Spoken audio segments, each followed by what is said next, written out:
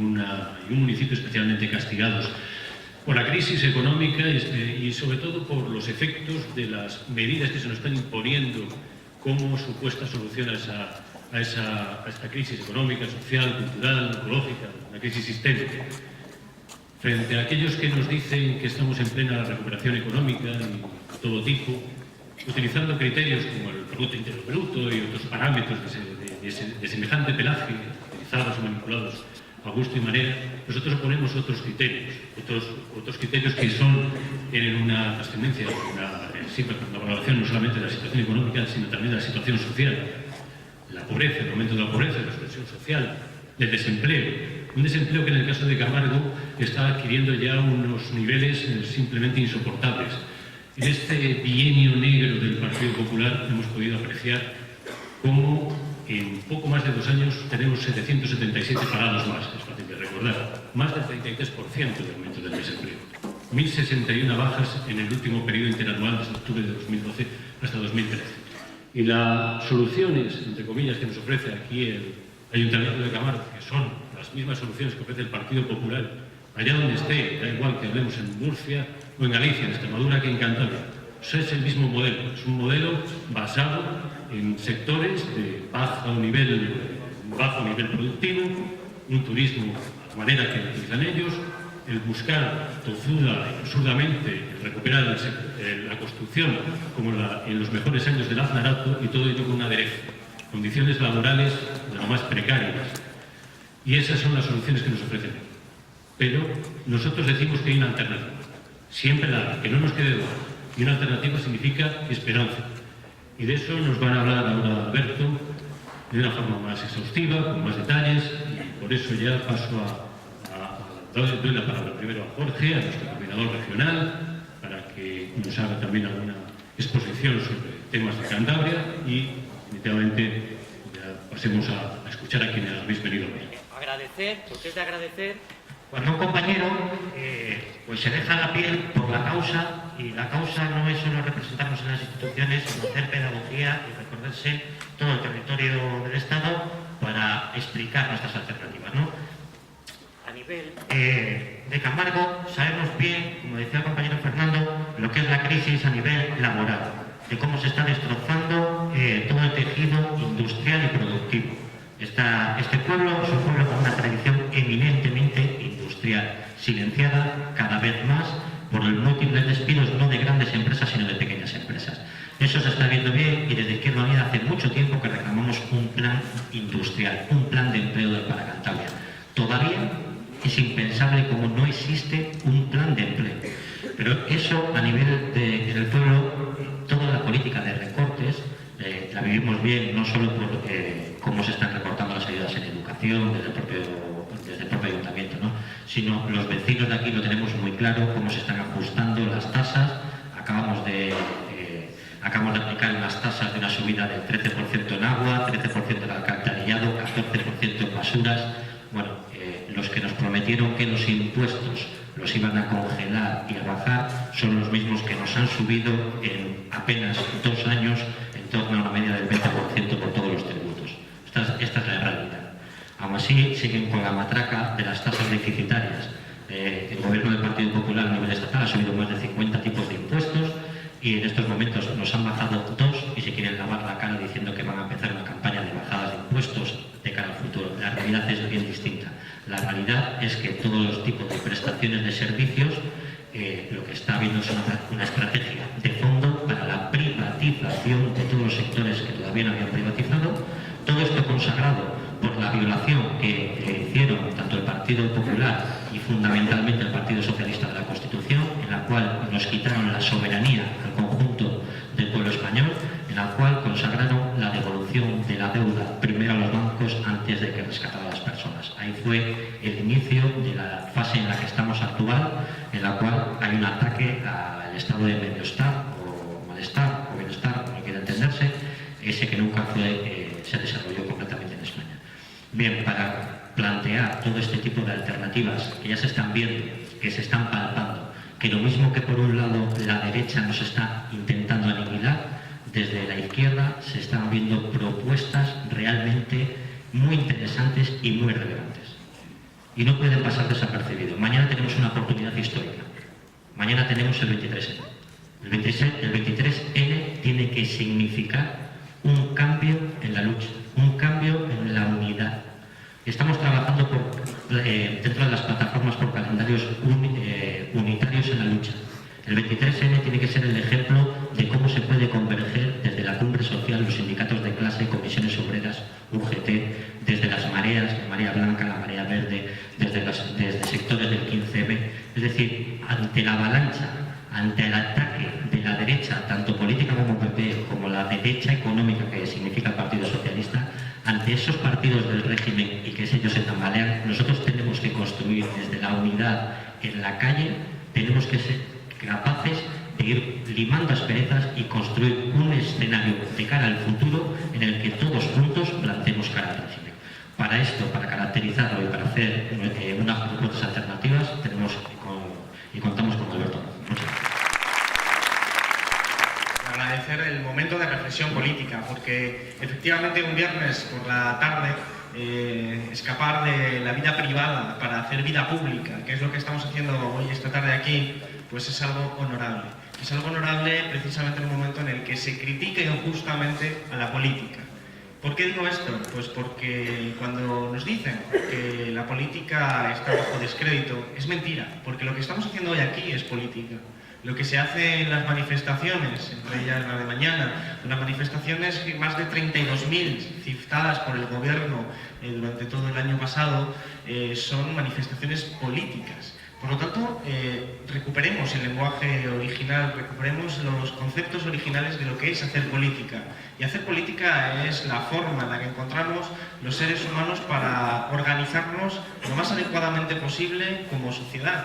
Eso es lo que venimos siempre a debatir, a reflexionar, a deliberar unos con otros, a saber cuáles son las formas más adecuadas que tenemos para organizarnos como sociedad y cuáles son las injustas y cuáles hay que combatir y cuáles hay que proponer como alternativas. Eso es hacer política, no confundir con esa otra rama de la política, que es la política institucional tantas veces viciada, que es la política identificada con el y tú más, con la política que ahora criticaremos en algunos aspectos, con la política de Rajoy, de Rubalcaba, de ciega subordinación a las grandes empresas, a las grandes fortunas, a esa política que es la política del día a día y que han intentado pues hacer como si fuera toda la política exclusivamente eso. Sin embargo, lo que es importante que recordemos siempre es que esto que estamos haciendo hoy, insisto, también es política. Y esto está relacionado con un hecho que yo creo que es una constatación, y es que durante muchos años hemos sido derrotados batalla tras batalla en la lucha ideológica. Una lucha ideológica que tiene que ver con la interpretación que se hace de los fenómenos históricos. Allá por los 90, un sociólogo, Fukuyama, escribió diciendo que ya se había alcanzado el fin de la historia. Son palabras grandilocuentes, el fin de la historia. Él lo que quería expresar es que con la caída del muro de Berlín en el 89, con la disolución de la Unión Soviética en el 91 y con todos los fenómenos que habían ocurrido en las décadas anteriores, lo que se había alcanzado es un estado de clímax por el cual ya no había que hacerse grandes preguntas, porque el capitalismo salía triunfante, la ideología, en este caso el liberalismo, reinterpretado en lo que hemos llamado el neoliberalismo, era triunfante y que no procedía ya a hacerse grandes preguntas. Claro, las grandes preguntas son las preguntas que se han hecho todos los seres humanos a lo largo de la sociedad, de toda la historia, desde los griegos hasta los romanos, hasta toda la Edad Media, el Renacimiento, todas las grandes preguntas, aquellas preguntas que tienen que ver con qué modelo de sociedad queremos, cómo queremos organizarnos, son preguntas de tipo político. Lo que Fukuyama decía es que se habían acabado esas preguntas porque ya habíamos alcanzado ese final de la historia, que era un insulto a la propia historia, porque todos sabemos que las sociedades son cambiantes, que la historia no está escrita, pero también lo que venía a expresar era que finalmente ya solo quedaba gestionar el sistema. Era un mensaje muy duro, muy definitivo, por el cual ya la izquierda tenía que reconvertirse, tenía que dejar de hacerse esas grandes preguntas de superar el capitalismo y tenía que contentarse con cómo gestionar el capitalismo de una forma más humana o con un rostro más humano. Sin embargo, la historia es caprichosa, decíamos, Y estamos ahora precisamente en una crisis económica, sumidos en una crisis económica que no tiene igual desde la Gran Depresión de los años 30. Y todos conocemos la historia de los años 30 y conocemos también los desencadenantes y sabemos también cuáles fueron las consecuencias. Volvemos a hacernos las grandes preguntas y volvemos a hacernos las grandes preguntas y volvemos a soñar. Volvemos a preguntarnos qué sociedad queremos para nuestros hijos, para nuestra descendencia, para la sociedad que viene, para la sociedad que construimos. ¿Con qué mimbres vamos a hacer esa cesta? Son las grandes preguntas que vuelven a emerger, que volvemos a hacerlo. Eso es hacer preguntas sobre el futuro, eso es hacer política en definitiva. Pero esa ideología de Fukuyama nos convenció como sociedad, no probablemente a los que aquí estamos aquí reunidos, pero sí nos convenció como sociedad, porque se empezó a distribuir por todos los medios de propaganda, por los medios de comunicación, por el propio sistema educativo, por todos los aspectos de la vida social, se empezó a interiorizar la ideología del neoliberalismo, la ideología que promueve comportamientos individualistas. Y claro, las ideologías no caen de un día para otro, como no cae nuestra visión del mundo de un día para otro. La forma en la que nosotros entendíamos el mundo hace 10 años es posible que ahora sea distinta, pero ese proceso de cambio es un proceso de cambio muy lento. Es un proceso de cambio que depende de muchos elementos y evidentemente una crisis económica de la envergadura como la que estamos sufriendo es un impacto que nos obliga a repensar nuestra forma de vivir, nuestra forma de relacionarnos entre nosotros, nuestra forma de relacionarnos con la política, nuestra forma de relacionarnos con las empresas, con los estados, etc. Y ese fin de la historia, esa ideología cambiante, es sobre algo sobre lo que tenemos que seguir pensando, seguir debatiendo, recuperar los conceptos, porque luego manifestaré porque creo que caer en una apatía política es precisamente el objetivo que busca la derecha, que decía Jorge, la derecha económica y la derecha política, de intentar hacer retroceder a los seres humanos a su vida privada.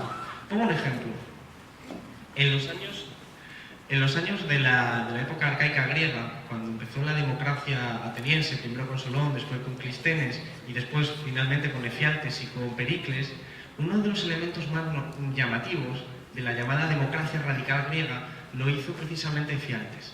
Efialtes fue una persona que, veniendo de la aristocracia, pactó con el pueblo y lo que intentó introducir como una reforma muy importante era precisamente era una reforma revolucionaria, dar un salario a todas aquellas personas, independientemente del estrato social al que perteneciesen, para poder acudir a los espacios públicos de participación política. Se remuneraba por primera vez en la historia occidental a la ciudadanía por venir a las asambleas, por ir a los tribunales, por acudir a los teatros que se financiaban y a los baños públicos. Aristóteles, que después escribió varios siglos más tarde, criticando precisamente eso, porque criticaba que el populacho no tenía capacidad para debatir sobre la política. Y entonces recomendaba quitar los salarios a los pobres para que tuvieran que retroceder a la vida privada, para que tuvieran que irse a sus casas a preocuparse de ganarse el salario ellos mismos y no tuvieran tiempo de pensar política, de pensar la vida pública. Lo que Aristóteles estaba diciendo era sencillamente que el objetivo de la aristocracia a la que él pertenecía, de la oligarquía, era hacer retroceder a los pobres a su espacio privado a través de una serie de diseños institucionales para que no se debatiera, para que no se deliberara. No es algo que nos quede tan lejos en el tiempo. La ley de seguridad ciudadana que estamos viendo ahora mismo es una ley represora. Es una ley que cuando se vea la podremos analizar con profundidad, pero sus tintes ya están encima de la mesa. Hemos visto lo que ha hecho Cospedal precisamente en Castilla-La Mancha. Lo mismo que Aristóteles recomendaba, quitarle los salarios a los diputados, para que solo aquellos diputados que tengan otras fuentes de financiación, sea porque tienen riqueza suficiente para permitírselo, sea porque tienen la estrategia de Bárcenas, los sobres, para poder hacer política, sean los únicos que tengan disposición. Es decir, esta estrategia no es nueva, está ya teorizada. Es ese intento de aquellos que verdaderamente controlan la economía y controlan la política, de hacer retroceder a la mayoría de la población del espacio público. Por eso es importante recuperar los espacios públicos. Por eso fue tan revolucionario, por ejemplo, el 15M, porque ocupaba las plazas y precisamente recuperaba el lenguaje griego, el ágora, el espacio público donde nos reunimos. El neoliberalismo ha intentado siempre acabar con todo esto. no hay más que ver muchos centros comerciales que están diseñados, y muchas ciudades que están diseñadas precisamente para condicionar una serie de comportamientos contrarios a la sociabilidad pública. Por ejemplo, en los centros comerciales es raro ver bancos para sentar, porque son espacios de tránsito entre la acción de consumir. No hay espacios para sentarte, ya no hay parques prácticamente. Yo, que he vivido varios años en Alcorcón, una ciudad prácticamente nueva, porque ha tenido un crecimiento demográfico exponencial, son urbanizaciones cerradas en sí mismas, son urbanizaciones privadas, donde toda la sociabilidad se hace dentro, donde hay un parque, donde hay una piscina, donde hay una pista de pádel, donde hay una pista de tenis, pero es todo hacia adentro. Y la gente hace vida de ahí hacia adentro. No hay vida pública, no hay vida pública con el resto. Y eso, claro, eso está formando y educando a toda la ciudadanía en torno a principios individualistas.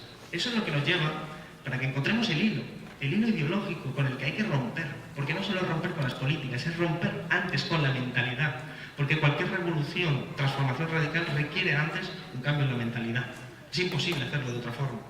Y precisamente cuando vemos que nuestros científicos se están marchando del país, científicos jóvenes con 40 años, que hemos educado nosotros como sociedad, que hemos pagado sus estudios, primaria, secundaria, universidad, los másteres, las estancias en el extranjero, los proyectos de investigación, y que ahora se tienen que exiliar del país para poder investigar.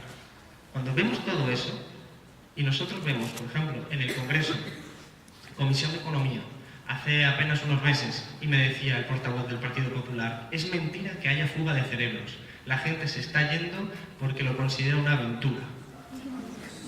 Así. Y hay gente que se está exiliando del país y todavía se cree que es culpa suya. Hay gente que se va del país y cree que es porque no tiene las aptitudes suficientes como para poder trabajar aquí. Málaga. Cada día hay 2.500 personas pidiendo un bocadillo en el centro de la ciudad. 2.500 personas. Por cierto, una organización benéfica. El Estado ni está ni se le espera. Pero es importante, porque 2.500 personas es un sujeto revolucionario, si fuera un sujeto homogéneo. Porque lo que ocurre es que esas 2.500 personas, una a una, consideran que el problema es solo suyo. Y no se organiza, y no se da cuenta, no percibe el hilo que comunica que la persona que está delante y la persona que está detrás son también víctimas del mismo proceso y del mismo problema. Por lo tanto, nos hacen falta tres cosas, a mi juicio. Son las que yo intento promover en la medida de las posibilidades. Formación, para saber lo que está pasando. Organización, para poder formar un sujeto político. Y movilización para transformar. Porque no nos vale de nada no saber lo que está ocurriendo. Seríamos, precisamente recurriendo de nuevo a los griegos, seríamos idiotas. Porque para los griegos el concepto idiota era una palabra vinculada a aquella persona que no se preocupaba de la vida pública, sino solo de la vida privada. Eso eran los idiotas, para Pericles, por ejemplo.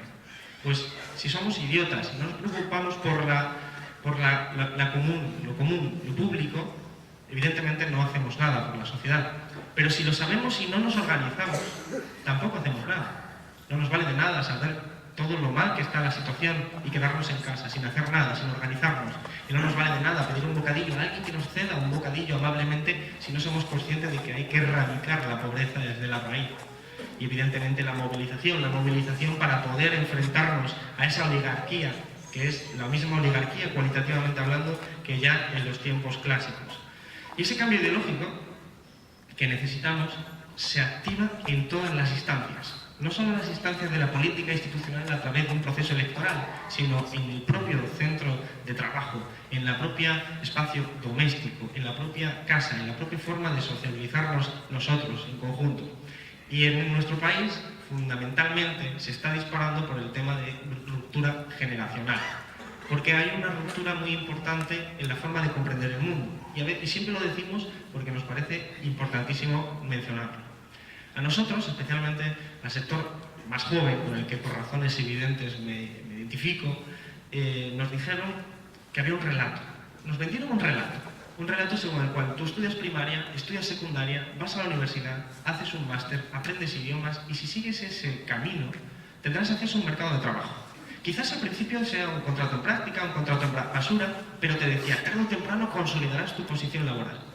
Si haces eso, tendrás acceso a una vivienda, quizás en unas condiciones un poco precarias al principio, pidiéndole prestado al banco, pero tarde o temprano tendrás un espacio habitacional donde poder formar una familia si quieres. Y el dispositivo ideológico que se encendía, el más importante de todos, era el que te decía, en definitiva, vivirás mejor que vuestros padres. Ese es el dispositivo ideológico que se encendía, ese es el relato que nos hemos creído, que hemos construido como sociedad durante muchas décadas. Y ese relato está roto. Es importante lo que estoy diciendo, porque ese relato está roto y hace que todo el mundo se replantee la forma en la que comprendió el mundo cuando le enseñaron ese relato. Ese relato no se enseña de una forma lección 1, ese relato se interioriza a través de la práctica cotidiana, en la universidad, en el espacio público, en el espacio doméstico, en el que vas a ser de mayor, en esas preguntas que se nos formulan en nuestro desarrollo vital. Pero eso está roto.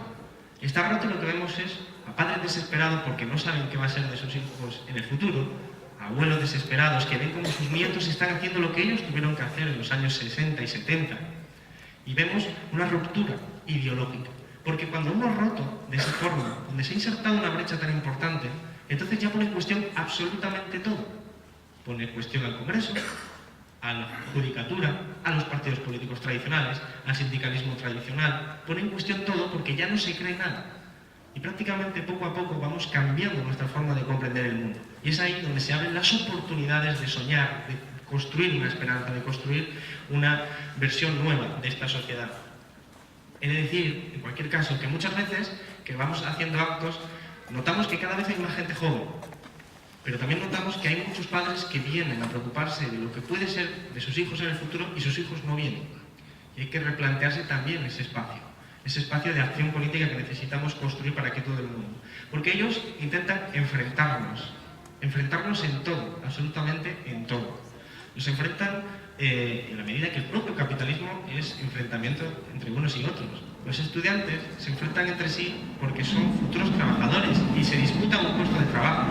Los trabajadores compiten entre sí precisamente porque tienen que acceder a un puesto de trabajo. Las empresas compiten entre sí porque quieren acceder a un mercado de demanda, un mercado en el que poder poner sus productos. El capitalismo incentiva la competencia como comportamiento humano. Por eso es un sistema económico, además, absolutamente inhumano, porque promueve comportamientos privativos de lo que es lo social, de lo que es lo común. Pero la ideología también nos invita a eso, lo que decía antes, es tu problema, arréglatelas tú solo. Es tu problema, arréglatelas tú solo. Y eso subyace a toda la política económica del gobierno, que no se nos olvide.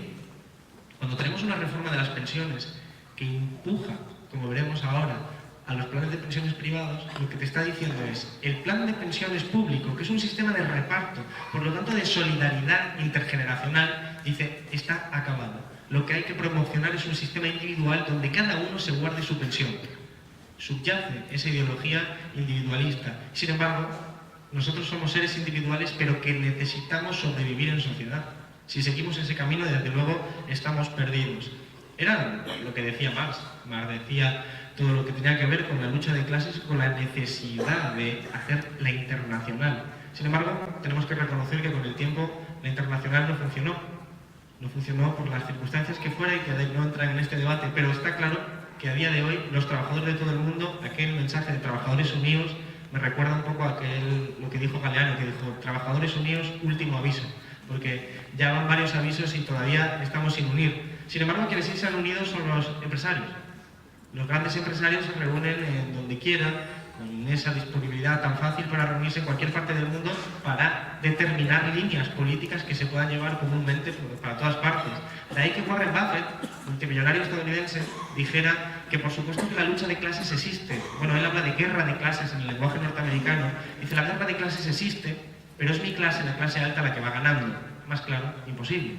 Lo que pasa es que Warren Buffett es de esos pocos inteligentes, de los ricos, que piensan que como se pasen, les puede venir una revolución. Digo inteligentes porque quiero pensar que tiene razón, pero es la razón por la que el propio Warren Buffett recomienda, por ejemplo, que los ricos paguen más impuestos. Pero es importante, en este sentido, y en este contexto, plantearnos una cuestión. ¿No estaremos perdiendo demasiado deprisa conquistas sociales que ha costado tanto esfuerzo, tanto tiempo, incluso sangre, conseguir? Porque nos están arrebatando desde las conquistas sociales derivadas de la sanidad pública, la educación pública, las prestaciones sociales, que ya prácticamente, si uno hace caso al gobierno, pareciera que recibir una prestación social sería acto de terrorismo. Pero también todo lo que tiene que ver con los derechos civiles. Los derechos laborales ya casi no existen con tanta reforma laboral, pero los derechos civiles, 600.000 euros de multa prevista por insultar a un policía, con lo que decía Rajoy ayer mismo decía Rajoy que hay que pedir permiso para una manifestación en contra de lo que la propia Constitución establece. Nos están intentando hacer lo que decía Aristóteles, reducirnos y retrotraernos a la vida privada. Quieren convertir la frustración natural que tenemos todos en resignación y que digamos, no hay alternativa, no hay esperanza, volvemos a nuestras casas y esperemos que escampe, si es que escampa. Pues no, lo que la izquierda tiene que construir es un discurso para poner en marcha un proceso de transformación basado en la esperanza. Construir esa frustración y cambiarla por esperanza. Pero claro, para eso hace falta entender lo que está pasando. Y lo que está pasando no es otra cosa que una transformación social profunda. Vamos a ver, volviendo un poco siempre a la historia, entendamos que cuando ganamos esas conquistas de sanidad pública, educación pública en Occidente, no fue por otra cosa que porque había una parte, esa oligarquía, que tenía miedo a la revolución. Porque entonces había otra parte en el mundo que era socialista y que los sindicatos en Occidente eran fundamentalmente socialistas, en el sentido clásico del término, no en su acepción actual, sino en su sentido clásico. Gente que quería superar el capitalismo por otro sistema económico. Y entonces la oligarquía tenía miedo de que se pudiera activar esa revolución. Y entonces, bajo ese miedo, fue cediendo espacios de poder y los llamó educación pública, sanidad pública. No nos dieron la sanidad pública porque les gustara pagar más impuestos a los ricos. No les gustaba, desde luego, como no les gusta ahora. Lo que ocurre es que vieron que era una opción mejor a el miedo a la revolución. Con el tiempo, no tienen miedo. La oligarquía no tiene miedo de ninguna revolución, en absoluto. Y por lo tanto, se permiten el lujo de ir acabando con nuestras conquistas. Con las conquistas que hemos conseguido, pues como decía Marcelino Camacho, que decía, el derecho a huelga se consiguió haciendo huelgas. Es importante. Entonces, esa lucha fue la que consiguió arrancarle al poder esos espacios. Y ahora los estamos perdiendo. Pero lo estamos perdiendo porque el capitalismo está en crisis. Y el capitalismo, al estar en crisis, busca reestructurarse. Y solo sabe hacerlo de una forma, sobre el incremento de la explotación de los que están más abajo. Y entonces les sobra la educación pública, les sobra la sanidad pública, les sobran los impuestos a los ricos y necesita de espacios de válvula de escape como son los paraísos fiscales, el fraude fiscal y todo lo que ya hoy tenemos muy claro. Porque antes de la crisis, los que hablábamos de paraísos fiscales éramos, por decirlo de una forma coloquial, unos frikis. Hoy lo tenemos claro. ¿Dónde tenía el dinero Bárcenas? ¿Dónde tenía el dinero tal? ¿Dónde tenía el dinero de la COE? ¿Dónde? Cada uno de ellos. Hoy nos queda claro. Y sin embargo todavía no arrancamos a partir de esa constatación. Esas conquistas sociales que tenemos que recuperar son el producto de una transformación social, que es una transformación económica, primer paso. El capitalismo español está agotado. El modelo de construcción, el modelo de la burbuja inmobiliaria, está agotado. Y buscan otro modelo. Y ese modelo que buscan es un modelo que el propio gobierno define como un modelo de crecimiento económico dirigido por las exportaciones. ¿Qué quiere decir esto? Quiere decir que fundamentalmente lo que quieren hacer es que nuestros productos valgan menos para que nos compren a nosotros en vez de a otros competidores, por ejemplo China o Bangladesh. Claro, requisito para que los productos nuestros valgan menos, que tengamos trabajadores que cobren menos. Es una lucha entre trabajadores de todas partes del mundo para poner los productos a nivel mundial. Eso tiene un montón de falacias, por ejemplo, la primera, que no todos los países pueden hacer lo mismo, porque lo que importan unos países se exportan a otros países. Tiene que ser a nivel mundial importaciones igual a exportaciones. Dicho de otra forma, no todos los países pueden exportar más de lo que importan, porque de momento no comerciamos con Marte. Y de momento, pues, las importaciones tienen que ser iguales a las exportaciones. Primera cuestión. Pero, evidentemente, la segunda tiene que ver con esa, con bajar los salarios. Ese es el objetivo de la reforma laboral. Por primera vez, el Gobierno, en sus presupuestos del 2014, reconoce que la reforma laboral está funcionando. Y está funcionando no porque cree empleo, sino porque bajan los salarios. Cuando Montoro nos dice esas tonterías de que los salarios no están bajando, pero luego las propias estadísticas suyas dicen que sí están bajando, estamos haciendo referencia a lo mismo. Un intento de bajar los salarios para transformar el modelo de crecimiento. Claro que transformar el modelo de crecimiento implica transformar la sociedad. Por lo tanto, todas las reformas que están aplicando, que le llaman reformas estructurales, son reformas encaminadas a cambiar la sociedad, a cambiar la forma en la que nos relacionamos todos. Están cambiando las reglas de juego. Voy a leer un texto y vamos a ver si averiguamos de qué es. Dice lo siguiente. Dice, la situación política parece estable, pero la tensión social podría comprometer el esfuerzo de reforma. El gobierno tiene una amplia mayoría, no habrá elecciones generales hasta finales de 2015 y solo se ha enfrentado a disturbios sociales limitados. Pero el contexto económico ha reducido la popularidad de los dos principales partidos, lo que podría hacer que el apoyo público a nuevas y difíciles reformas fuera más complicado.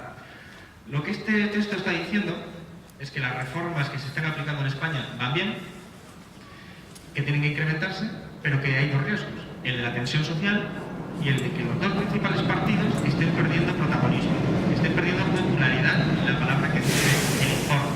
Es un informe del 2 de agosto sobre España del Fondo Monetario Internacional. El Fondo Monetario Internacional es el primero que está reconociendo que necesita unas nuevas reglas de juego que las aguanten los dos principales partidos, el Partido Popular y el Partido Socialista. Y le preocupa, lo pone como riesgo, que esos dos partidos estén perdiendo peso. Es la misma reacción que tiene cuando el Partido Popular y el Partido Socialista modificaron la Constitución en el 2011. Lo que hicieron fue cambiar la Constitución para cambiar las reglas de juego. Cambiaron las reglas de juego, cambiaron las instituciones. Cambiaron las instituciones precisamente para crear que la deuda pública fuera la palanca y la excusa con la que desmantelar la sanidad pública, la educación pública, a un ritmo progresivo. Cuando hablamos de ritmo progresivo me gusta contar una parábola, que es la de la rana hervida. Yo creo que el año pasado cuando estuve por aquí también la conté, pero creo que es interesante porque expresa a lo que nos estamos refiriendo. Las transformaciones sociales nunca vienen de golpe. El propio Walter Benjamin, cuando se preguntaba antes de suicidarse por los nazis, hizo una pregunta fundamental. Como filósofo dijo, ¿por qué no nos hemos dado cuenta de que venían los nazis? Pues porque los nazis no surgieron de un día para otro, se fueron gestando.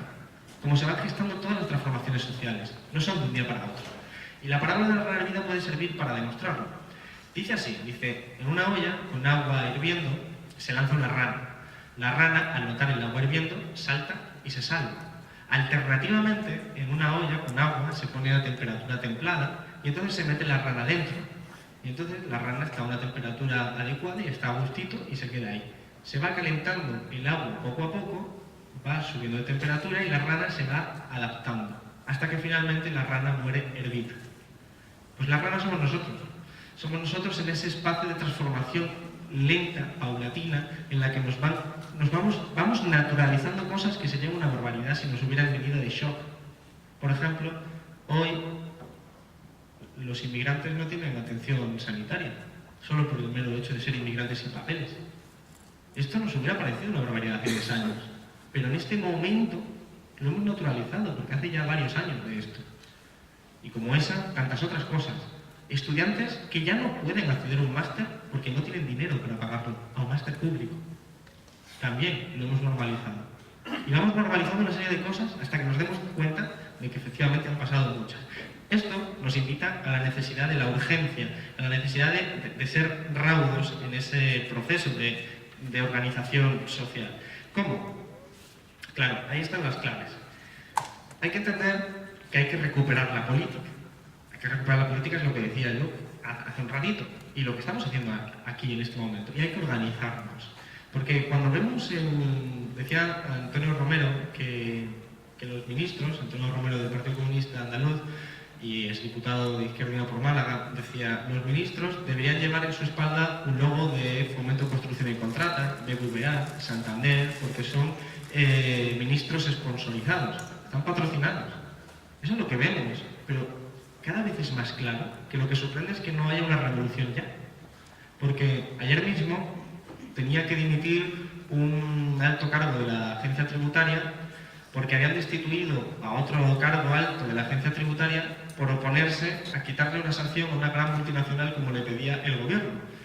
Habían encontrado que Cemex había debía mucho dinero a la agencia tributaria por ausencia de derechos que tenía fiscales, que tenía que pagar, y el gobierno, en un intento de favorecer a Cemex por otro tipo de estrategias políticas, pues había pedido que se tomara con cautela ese tipo de sanción, vamos, que no se pagara, y destituyó a la persona que llevaba ese caso, y al final están en una grave crisis porque el gobierno intercede. Pero esto no es nuevo, esto ahora es muy claro, lo tenemos en los periódicos, lo tenemos ya llamativamente ahí encima.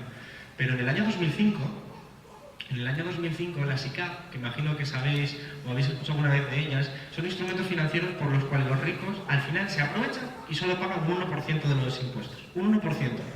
Claro, los técnicos de Hacienda lo que hicieron fue descubrir que se estaba aprovechando ese producto financiero, la SICAV, para que los ricos finalmente solo pagaran un 1%.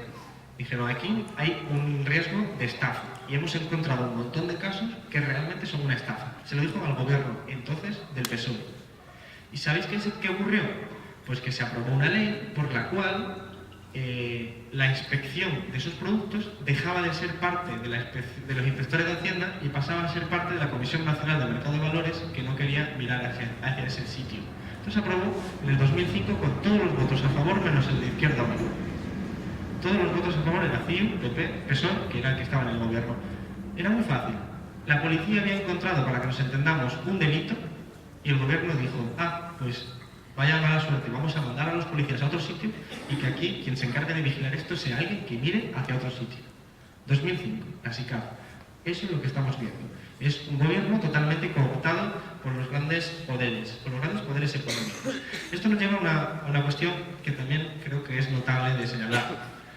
Cuando le preguntamos a la gente quién manda en España, hay gente que todavía contesta Rajoy. Digo todavía porque Rajoy no manda. Rajoy es el que está en el gobierno, pero no manda. Hay dos conceptos que son diferentes, gobierno y poder. No son lo mismo. En el capitalismo siempre están disociados. Gobierno y poder son dos conceptos diferentes. Y en el capitalismo más salvaje, cada vez es más amplia la brecha que los separa. El gobierno es a lo que nosotros votamos. Votamos a la administración pública, a los ayuntamientos, a las comunidades autónomas, votamos al gobierno, pero no votamos al poder. El poder son esos grandes mercados, que le llaman mercados, y que son las grandes empresas, las grandes fortunas que por su capacidad económica mueven los mercados. El poder son Emilio Botín, son el de la COE, el del BVA. Esos son los grandes poderes económicos. Esos son los que toman las decisiones en última instancia. Por eso, esto nosotros lo expresamos gráficamente cuando decíamos, Zapatero se dio cuenta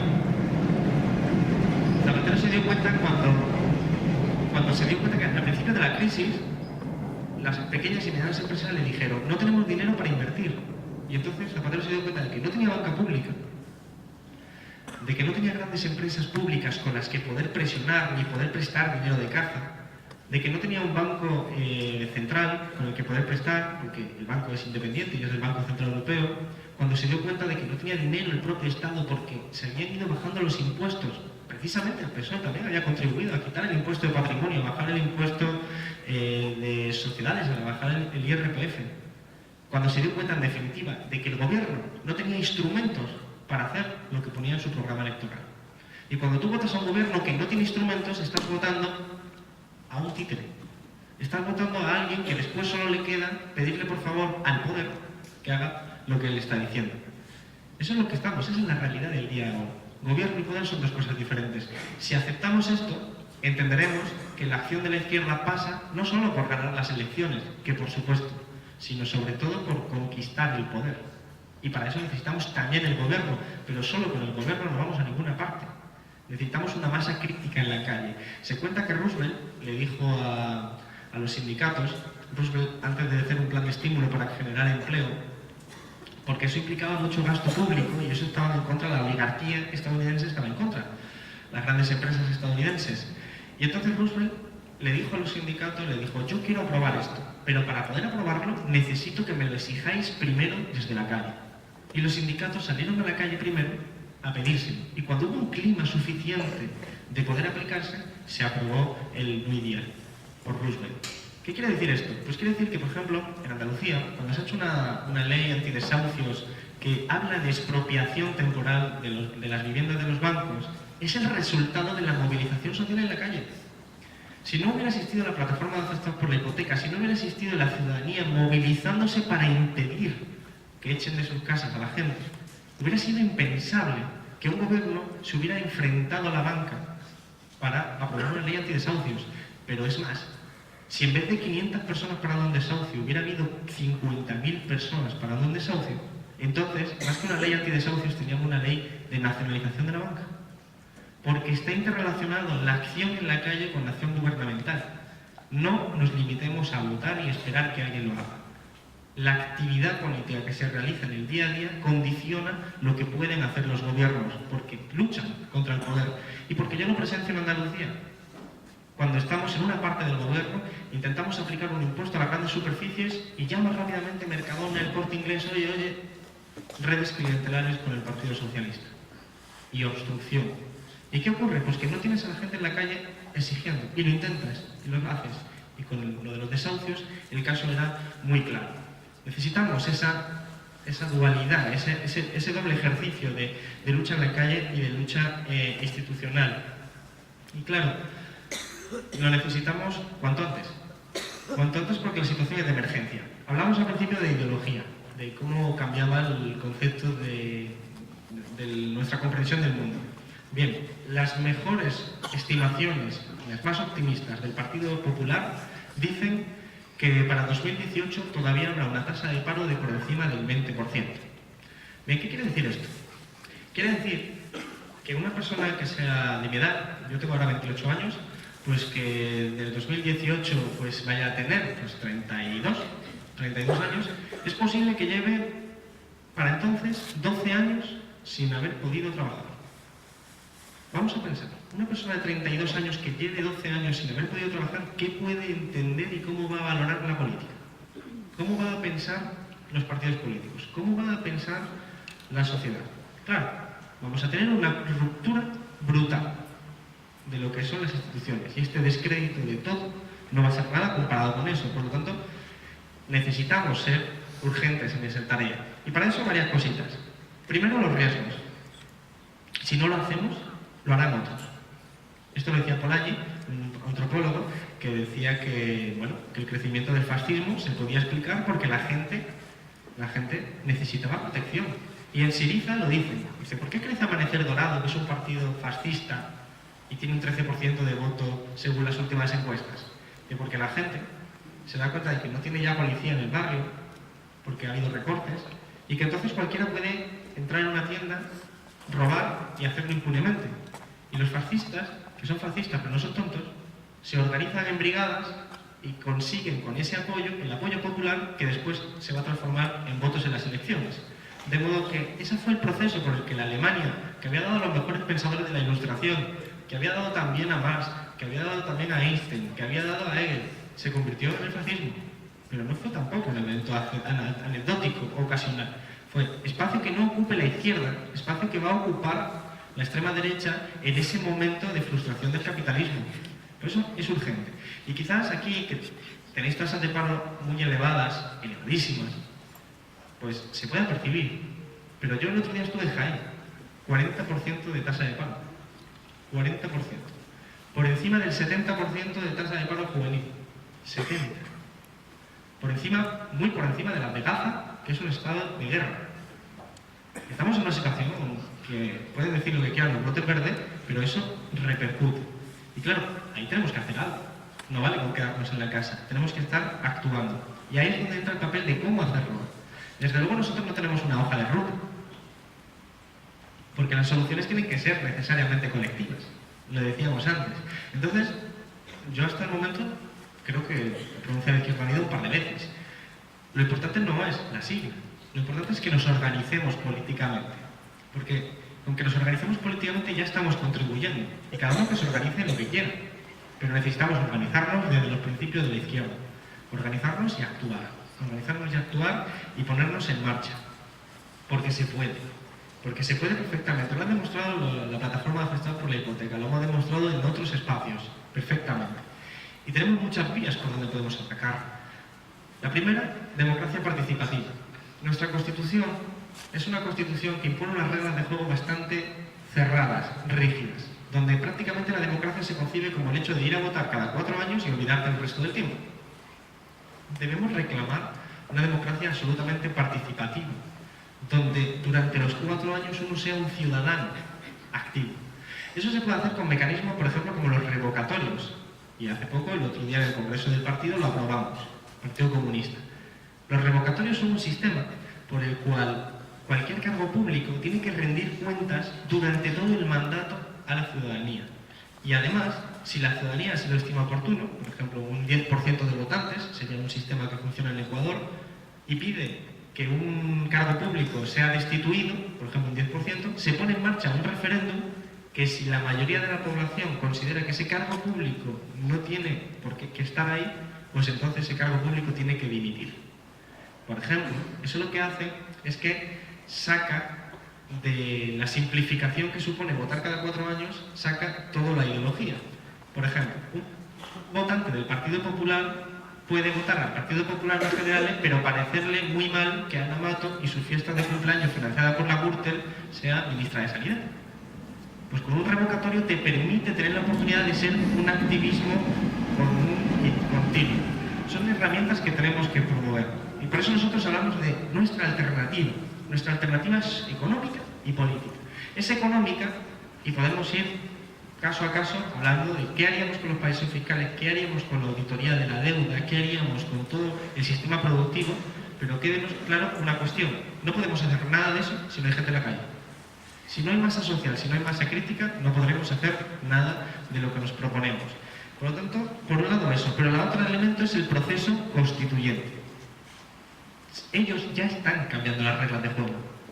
Cuando cambian la Constitución, cuando cambian todo, están modificando las instituciones, las reglas de juego. Nosotros queremos otras reglas de juego. Y nosotros queremos que en vez de una Constitución que diga que hay que pagar la deuda por encima de cualquier cosa, pues diga alternativamente que hay que pagar la educación y la sanidad por encima de cualquier cosa. Y que cuando tengamos un Banco Central Europeo que dice que hay que controlar la inflación por encima de cualquier cosa, nosotros queremos un Banco Central que diga que hay que tener empleo por encima de cualquier cosa. Son dos ópticas diferentes. Ellos están promoviendo ya y poniendo en marcha sus reglas y nosotros todavía estamos en ese proceso de inicio, cada vez con más fuerza. Por eso el proceso constituyente es un proceso de concienciación. Tengo unos datos que seguro que van a resultar curiosos. Es una encuesta que habla de comportamientos políticos y es una encuesta que bueno, es del BBVA, pues alguno piensa que las hemos hecho nosotros. Cuando se pregunta, por ejemplo, a los ciudadanos, se les pregunta que si creen que el Estado tiene mucha responsabilidad para controlar salarios, en la Unión Europea contestan afirmativamente un 29%, en España un 50,7%. Cuando se les pregunta si el Estado tiene mucha responsabilidad para controlar los beneficios de la banca, en la Europa contestan 56%, en España 77,5%. Cuando se les pregunta si el Estado tiene que tener mucha responsabilidad para dar cobertura sanitaria a todos, en la Unión Europea se les contesta el 65%, en España el 86%. ¿Por qué estos datos se transforman después en un 44% de voto al Partido Popular? Esa es una pregunta. Es una pregunta importante, que es la misma pregunta que podríamos hacer, como hace Monedero, que dice ¿por qué en Italia una monja de buen hacer, una monja ideológica, con sus principios, sus valores, acaba votando a un putero como Berlusconi? Son preguntas que tenemos que hacernos. En este caso tiene mucho que ver también con las reglas de juego. Hay personas que solo votan por motivos religiosos al Partido Popular, pero que no les gusta nada que toquen la sanidad pública, ni la educación pública, ni las pensiones públicas. Por eso es una falacia resumir en un voto toda la ideología de una sola persona. Por eso una democracia más participativa permite ir mostrando en diferentes aspectos todo lo que nos referíamos. Por eso un proceso constituyente no es solo redactar una nueva constitución. Se trata de hacer lo que estamos haciendo aquí, de hablar de política, de hacernos preguntas que nos hagan levantar reflexiones y que nos preguntemos cosas. Porque afortunadamente, una de las cosas buenas que ha tenido la crisis, de las pocas cosas buenas, es que la gente ahora habla de política. Antes era impensable ir hace 6 años a un bar y escuchar hablar de política profunda. El otro día, hace un año, estaba en torno a las elecciones, bajaba yo al bar y para pedir un desayuno y había 2 personas hablando del Banco Central Europeo y la política de tipo de interés. Yo no me lo creía. No me lo creía porque eso eran temas que habían estado reservados a la gente que era, como habíamos dicho antes, friki o que tenía una especial preocupación por esos temas. Ahora, afortunadamente, la deuda pública, la prima de riesgo, los tipos de interés son parte de nuestro día a día, porque ahora sí sabemos, somos conscientes de que influyen en nuestro salario, en nuestro acceso a la sanidad, en nuestro acceso a la educación, en nuestro acceso a todo. Por eso, el proceso constituyente, su elemento y su palabra fundamental es la de proceso. Proceso en el que nosotros nos repolitizamos. ¿Qué era si no el 15M? Una universidad popular. Los primeros días del 15M en la asamblea, nosotros llegábamos y lo que venía la gente era con papel y boli. Querían preguntar qué era la deuda pública, qué eran los paraísos fiscales, qué era el fraude fiscal. Eso es lo que quería saber la gente. Y cuando aprendemos, cuando nos formamos, evidentemente tomamos decisiones. Por eso era la triada de formación, organización, movilización. Formación. También hay que hablar a la gente en el lenguaje que la gente entiende, en el que entendemos. Porque a mí hay gente, por ejemplo, que me dice: Alberto, no vayas a la televisión, te denigras. Y digo, bueno, vamos a ver, vamos a empezar tranquilos. Digo, yo un sábado por la noche prefiero estar tomando cervecitas con mis amigos que debatiendo con Maruenda, ¿me comprendes? ¡Dale caña! Creo que es comprensible por todos. Sin embargo, hay que estar ahí, porque es el terreno de juego. Es el terreno de juego en el que tenemos que estar, en el que tenemos que luchar. Y bueno, pues es un esfuerzo, dentro de lo que cabe, que nosotros tenemos que hacer, porque en fin, estas personas van a embarrar el debate, van a insultar sin ningún tipo de peligro y a decir barbaridades continuamente. Pero es su propósito, son mercenarios. Y por lo tanto sirven a unos intereses de clase. Pero hay que estar, porque estar ahí significa estar en los salones de la gente que se preocupa por política un sábado por la noche. Y a mí la gente, me voy a decir así sencillamente, ¿no? A mí y a otros compañeros, cuando nos paran por la calle nos dicen: oye, tú eres el de la tele. No, no eres el diputado, eres el de la tele. Porque los instrumentos no son nuestros, son sus instrumentos. Por eso puedes estar sujeto a manipulaciones, a tergiversaciones, pero si no estás, no existes. Si no estás, no existes. Y yo, claro, un sábado por la noche con mis amigos me lo paso muy bien, pero no ayudo a nada, a la concienciación. Y humildemente en la televisión lo puedo intentar. Y también en el lenguaje. El lenguaje, que siempre es ideológico el lenguaje, y el año pasado hablábamos precisamente en gran parte de lo ideológico que es el lenguaje y de cómo se puede malinterpretar y manipular al servicio de los intereses. Pues el lenguaje es importante. Si yo voy a esta cola que decía de 2.500 personas en Málaga que están pidiendo un bocadillo, pues jamás se me ocurriría ir a la cola y decir: camarada, la plusvalía relativa se ha disparado, la plusvalía absoluta está por las nubes, la composición orgánica del capital, he hecho mis cálculos hace un rato y demuestra que la revolución está a la vuelta de la esquina. ¿Te vienes a la manifestación de mañana? Yo no haría eso. Se puede hacer, legítimo. Porque además no es mentira. Y es un lenguaje válido. Y es el mejor lenguaje, de hecho, para comprender lo que está ocurriendo. Pero no me va a comprender. ¿Y a mí qué me vale? ¿La autoidentificación litúrgica con un lenguaje y una tradición histórica? ¿O convencer a la gente para movilizarnos y transformar las condiciones sociales? Pues yo entiendo que lo segundo. Y lo segundo, pues a lo mejor implica pues, usar el lenguaje que se pueda comprender más fácil. Y por lo tanto, pues entonces, la liturgia, los actos litúrgicos que tienen que ver con el lenguaje, pero también con las banderas, pues pueden dejarse de lado. Muchas de las preguntas de las peleas del 15M tenían que ver con las banderas y demás, y yo no lo entendí. Es que da igual. Es que a mí me da igual que la revolución se haga en nombre de Izquierda Unida o de lo que queráis, mientras se haga. Lo importante es cambiar las condiciones materiales de vida, acabar con la pobreza, con la desigualdad, y lo podemos llamar como queramos, pero vamos a hablar de la realidad. Y esos debates a la vida de Brian, pues ya me cansan. Y imagino que a todos los que estamos aquí también. Ya estamos cansados de esto de la vida de Brian, entre el Frente Popular de Judea y el Frente Judaico Popular, y que son peleas litúrgicas. Pues eso también tenemos que hacer nuestra autocrítica. Y la autocrítica que tiene que hacer la izquierda es esa autocrítica de que nos hemos institucionalizado. Nos hemos institucionalizado demasiado. y hemos perdido conexión con la calle. Yo hablo de la izquierda en el sentido clásico, tal y como yo la identifico. Y entonces necesitamos recuperar tejido social, necesitamos que se nos gasten las zapatillas, porque es la única forma de recuperar ese tejido social, convencer a todos los que nos rodean, de que hablemos de política, de que comenzamos, de que leamos libros. Por eso decíamos de la formación. O sea, en la medida que nosotros podemos, escribimos libros, contribuimos, hacemos todo lo que podemos. Hay que estudiar.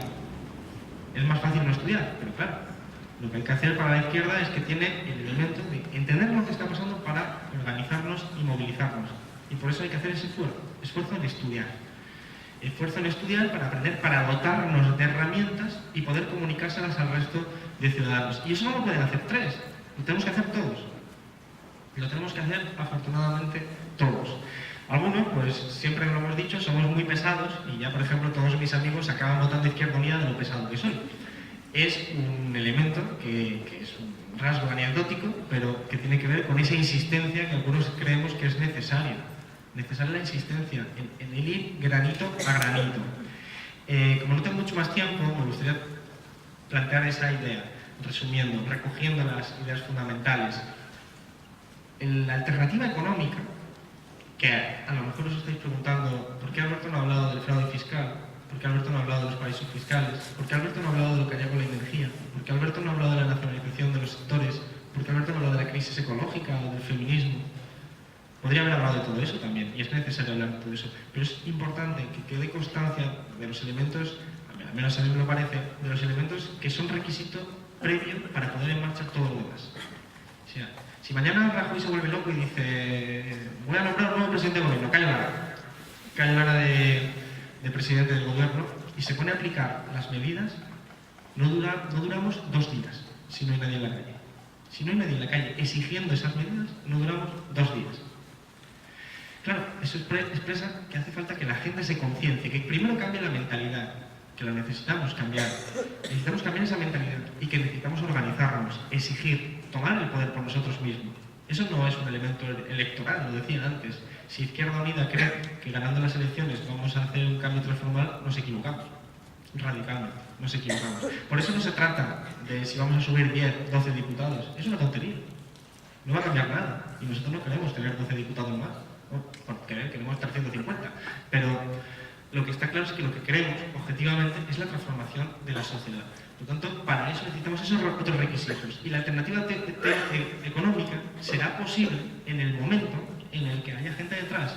Y planteamos un elemento fundamental. Primero, y voy terminando porque me avisan de que mi avión sale dentro de nada.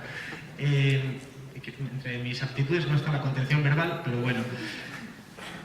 Es la auditoría de la deuda pública.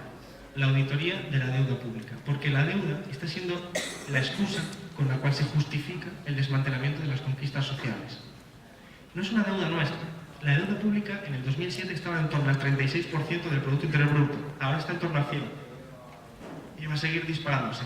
Es el resultado de las medidas de rescate al sistema financiero, de las medidas anticíclicas como las prestaciones sociales y, en definitiva, lo que se está haciendo es socializar las deudas. Lo que eran las deudas privadas, las deudas de las inmobiliarias, de las constructoras, del sistema financiero, ahora son nuestras deudas, que tenemos que pagar con recurso a los recortes en sanidad y educación.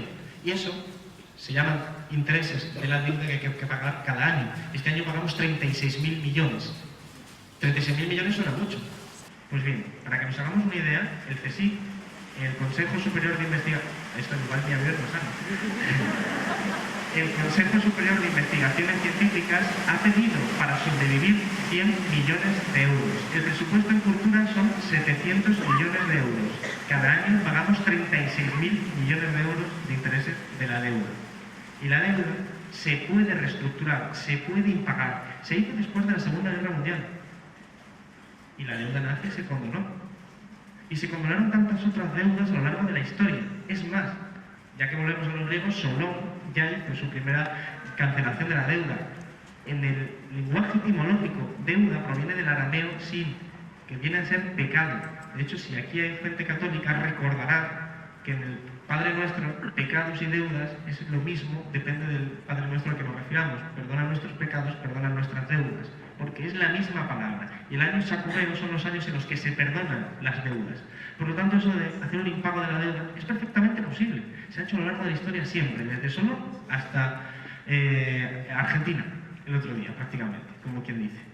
Se puede hacer. Lo que necesitas es voluntad política y masa que lo haga detrás. Porque si nosotros no tenemos a la gente detrás, el día que le digamos a Alemania que no le vamos a pagar la deuda que tienen sus bancos con nuestros bancos, entonces pues van a entrar todo tipo de tanques, para que nos entendamos, si no somos capaces de tener a la población detrás defendiendo las reformas.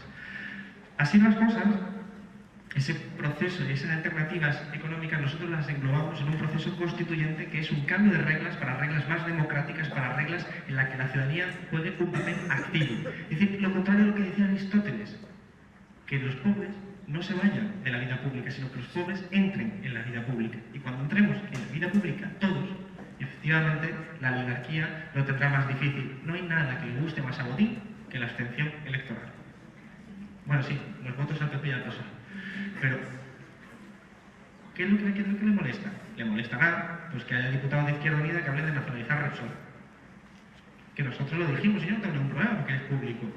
Cuando nosotros hablamos de nacionalizar Repsol, como yo era el portavoz de Economía, fui yo quien lo dije. Al día siguiente me llamó al Congreso el presidente Antonio Bufao. Oye, que eso que has dicho, que quiero una reunión, que quiero convencerte. No fuimos a la reunión. Porque funcionan así, por cooptación.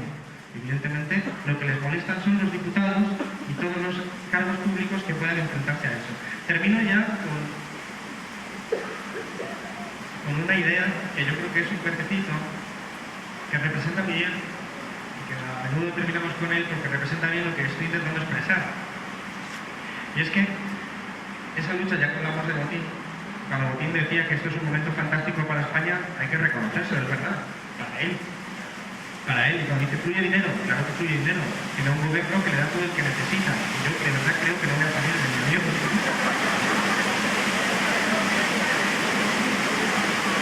Pero por si acaso lo tendré que intentar.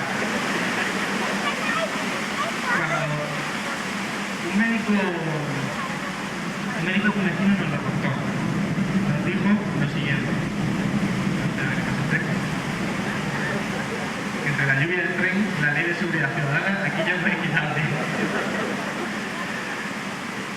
Nos contó y nos dijo lo siguiente. Nos dijo, en nuestro pueblo, en Túnez, sembramos en el desierto. Sembramos en el desierto.